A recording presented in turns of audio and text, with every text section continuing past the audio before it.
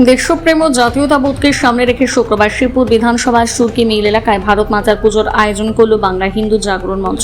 অনুষ্ঠানে উপস্থিত ছিলেন বিশিষ্ট ব্যক্তিরা। বাংলা হিন্দু জাগরণ মঞ্চের কলকাতা মহানগরের দায়িত্বপ্রাপ্ত অয়ন ভট্টাচার্য এদিনের কর্মসূচিতে প্রধান অতিথি হিসেবে উপস্থিত ছিলেন। এছাড়া অনুষ্ঠানে উপস্থিত ছিলেন রাষ্ট্রীয় স্বয়ংসেবক সংঘের একাধিক কার্যকর্তা।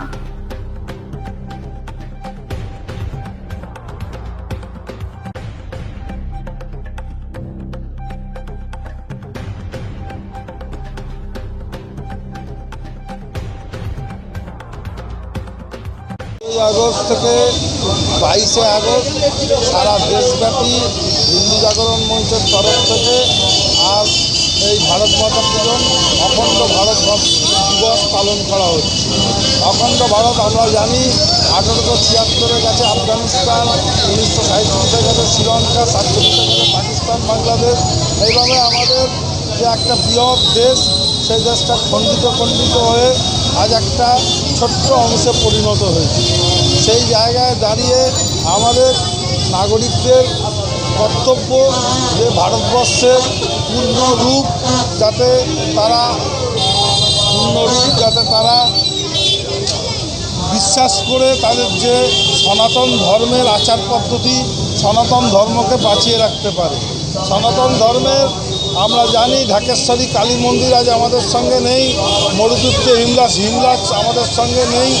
বহু পীঠস্থান যেগুলো আমাদের শিব এবং কালীর পূজার জায়গা, যেটা আমাদের আধ্যাত্মিক জগতের সঙ্গে যুক্ত, সিন্ধু নদী যার মধ্য দিয়ে আমাদের মা কালীর পূজার্চনার যে মন্ত্র তা রচিত হয়েছে।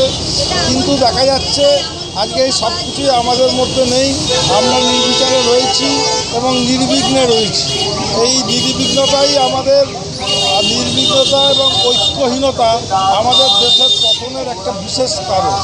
আমাদের দেশের পতনের কারণ হচ্ছে যে আমাদের দেশের শিক্ষা সম্পদ, অর্থনৈতিক সম্পদ, কোনো সম্পদেরই অভাব ছিল না।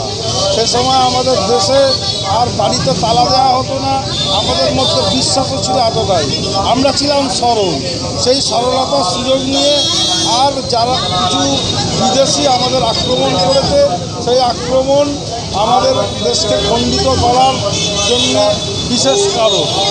তো এখন দেখা যাচ্ছে যে বঙ্গীয় হিন্দু জাগরণ মঞ্চ সেই জন্য আমাদের সমস্ত অঞ্চলের মানুষকে যাতে জাগৃত করা যায় এবং ভারত মাতার সম্পর্কে তাদের কিছু ধারণা তৈরি হয় এবং আজকের শিক্ষা ব্যবস্থার মধ্যে ভারত মাতা সম্পর্কে পড়াশোনা আমাদের কিছুই নেই। আমরা পড়েছি বাবর আকবর।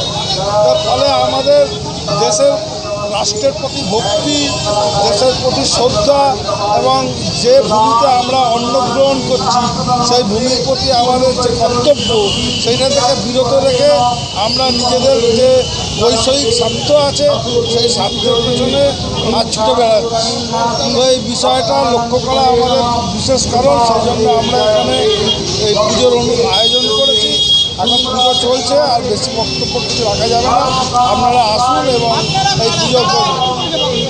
এই পুজোটা এখানে সারদানগর আয়োজন করেছে। আমাদের এইখানে টিম যারা আয়োজন করেছে তারা আমার সঙ্গেই আছে। তাই বঙ্গীয় হিন্দু জাগরণ মঞ্চের আমাদের মধ্যভাগে সারদানগর এই কার্যক্রম আয়োজন করেছে। এরপরে আমাদের আরও কার্যক্রম আছে। সিটিআই পুজো আছে 18 তারিখে সিটিআই মোড়ে, 17 তারিখে আমাদের 15 তারিখে পুজো আছে ডাব্লু রোডে 9 নম্বর ওয়ার্ডে। আমাদের 15 তারিখে পুজো আছে 30 নম্বর ওয়ার্ডে। আমার নাম অয়ন ভট্টাচার্য। আমি হিন্দু জাগরণ মঞ্চের দায়িত্ব আছি হাওড়া মহানগর।